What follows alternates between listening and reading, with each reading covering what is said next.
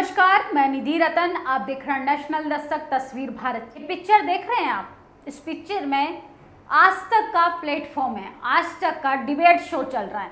इस debate show में तमाम मौलाना, तमाम वो धार्मिक फिलोसोफर मौजूद हैं जो भारतीय जनता पार्टी को एंटरटेनमेंट कर सकें, जो भारतीय जनता पार्टी के नाकामियों को छुपा सकें। सोचिए, ये सर्कस जब तक बंद नहीं होगा, जब तक भारत में दंगे बंद नहीं होंगे। भारतीय जनता पार्टी की करतूतों पे किस तरीके से मजे ले रही है आज तक, किस तरीके से मजे ले रही है मीडिया, किस तरीके से वो लगातार ऐसे दंगाइयों को टीवी पे लाकर शो कराती है, बड़ी बड़ी डिबेट कराती है और आम जनता बिना कुछ सोचे समझे इनकी बातों में आ जाती है और आपस में वो लड़ने लगते हैं। सोचिए, हिंदू खतरे में नहीं, ये बोर्ड खतरे में है। इस बोर्ड को आप देख रहे हैं, ये बोर्ड को ट्वीट किया है दिलीप मंडल ने। इस बोर्ड में सोचिए, विकास निगम में किस तरीके से जो लोगों की सूची है उनके जरा नाम पे गौर फरमाइए, नाम के पीछे जो टाइटल है उस पे गौर फरमाइए, फिर बताइएगा कि मेरी खबर सच्ची है कि भारतीय जनता पार्टी की जुमलेबाजी। श्रीमती सलीना सिंह, डॉक्टर श्रीमती वीणा गाणेकर, श्रीमती रेणु तिवारी, श्रीमती उर्मिला मिश्रा, रेणु तिवारी, श्री किरण गोपाल, श्री रविंद्र कुमार मिश्रा, श्री केदार शर्मा, श्रीमती रेणु तिवारी, श्री राजेश प्रसाद सिंह। सोचिए, तमाम वो लोग यहाँ पर मौजूद हैं जो एकमात्र जाति से आते हैं, जो एकमात्र बहुजन समाज के लोगों के खिलाफ षड्यंत्र रचते हैं, जो सिर्फ संविधान के खिलाफ बोलते हैं। वो लोग प्रशासन में जाते हैं और आपके बच्चे क्या कर रहे हैं? आपके बच्चे मस्जिद पर जाकर भगवा झंडा लगा रहे हैं। आपके बच्चे क्या कर रहे हैं? आपके बच्चे हिंदू राष्ट्र बना रहे हैं। आपके बच्चे का हिंदू खतरे में आ रहा है। उनको अंदाजा ही नहीं है कि उनका भविष्य खतरे में है।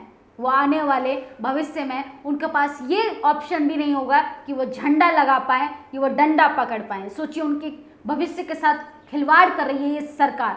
सोचिए, इंडियन नेशनल कांग्रेस का ये ट्वीट है, हम खड़े हैं अपनों के साथ क्योंकि ये लड़ाई साझी है। पुलिस हिरासत में किस तरीके से गिरफ्तार किया गया है प्रियंका गांधी वाड्रा को। सोचिए, विपक्ष की क्या भूमिका रह गई है, विपक्ष को किस तरीके से डराया जा रहा है, विपक्ष की आवाज़ को किस तरीके से कमज़ोर किया जा रहा है, विपक्ष को लगातार इस तरीके से उठा कर ले जाया गया है, उनके लोगों को डिटेन कर लिया गया है दिल्ली पुलिस के द्वारा। ये औकात रह गई है विपक्ष नेताओं की। विपक्ष की भूमिका का क्या अहम रोल होता है कि सरकार से वो सवाल करें उन ज़रूरी मुद्दों पे जिसमें सरकार ने वादा किया था सत्ता में आने के लिए, लेकिन वो पूरे नहीं कर पाए। सिर्फ सरकार को वो याद ही तो दिलाते हैं कि आपने ये वादा किया था, महंगाई को ख़त्म कर देंगे, काला धन वापस लेके आएंगे, बलात्कार को कम कर देंगे, अपराध को कम कर देंगे, गुंडाई को ख़त्म कर देंगे, सांप्रदायिक दंगों को ख़त्म कर देंगे, लेकिन यहाँ तो कुछ होता नज़र नहीं आ रहा, बल्कि तस्वीरें कुछ और ही बोल रही हैं। आप ईडी का डर बिठा रहे हैं, आईटी सेल का डर बिठा रहे हैं, आप बुलडोजर का डर बिठा रहे हैं, आप लाठी चार्ज करा रहे हैं, आप शेड्यूल कास्ट की महिलाओं को बलात्कार का डर बिठा रहे हैं और आप जेल की सलाखों के पीछे भेज रहे हैं, आप लगातार यूएपीए का डर बिठा रहे हैं। सोचिए, ये है भारतीय जनता पार्टी का विकास। 8 साल बेमिसाल की ये तस्वीरें आप देख सकते हैं कि इस देश में डेमोक्रेसी खत्म हो गई, इस देश में हिंदू खतरे में नहीं है, ना मुसलमान खतरे हैं, इस देश में संविधान खतरे में है, इस देश में मेरे फंडामेंटल राइट्स खतरे में, इस देश में आपके आने वाले बच्चों का भविष्य खतरे में है। लेकिन आप बैठे रहिए हाथ पे हाथ रखकर और सोचते रहिए कि सरकार का क्या है, सरकार काम कर रही है, विपक्ष का क्या है, वो आवाज़ उठा रहा है, दोनों अपनी अहम भूमिका में है। हमारा क्या है, हमें तो दाल रोटी से मतलब है। तो यह बहुत बड़ी गलत फहमी में है। जिस दिन आप घर ये सोचकर घर बैठे रहेंगे तो आप अपने बच्चों के लिए सिर्फ गड्ढे खोद रहे हैं। आप अपने आने वाले बच्चों को, आने वाली पीढ़ियों को अंधकार की ओर ढकेलने के लिए सिर्फ समय बर्बाद कर रहे हैं। आपको लग रहा है कि आपको नौकरी दी जाएगी, आपका बच्चा दिन रात पढ़कर अगर मेहनत कर रहा है तो उसको अगर ये उम्मीद जगाए बैठा है वो बच्चा कि उसको नौकरी दी जाएगी, तो ये सबसे बड़ी गलतफहमी है। आपके बच्चों के लिए नौकरी नहीं, आपके बच्चों के लिए सिर्फ हिंदू राष्ट्र है जिसमें वो झंडा पकड़ेगा या डंडा, ये आपको डिसाइड करना है। लेकिन रोजगार तो इस राज्य में नहीं है, सुरक्षा महिलाओं की इस राम राज्य में नहीं है, अधिकारों की बात करना इस राम राज्य में अनुमति नहीं है। सिर्फ आपको